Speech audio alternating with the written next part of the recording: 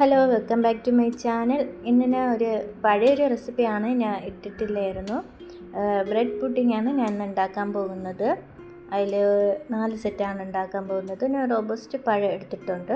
അത് ഇതേപോലെ അരിഞ്ഞിട്ട് ഇതേപോലെ ഓരോന്നായിട്ട് വെച്ചെടുത്ത് ഫോർക്ക് വെച്ചിട്ട് ഒന്ന് സ്മാഷ് ചെയ്ത് കൊടുക്കാം.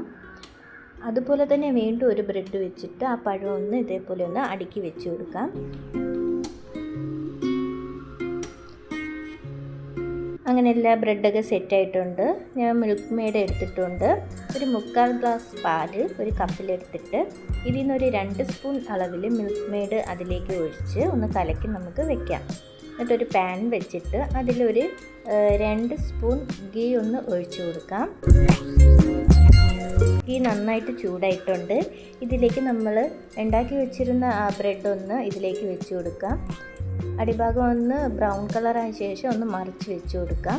2 സൈഡും നല്ല മുരിഞ്ഞതിന് ശേഷം ഇതിലേക്ക് നമ്മൾ കലക്കി വെച്ചിരുന്ന മിൽക്ക് മെയ്ഡിൻ്റെ ആ പാലൊന്ന് ഇതിലേക്ക് ഒഴിച്ചു കൊടുക്കാം.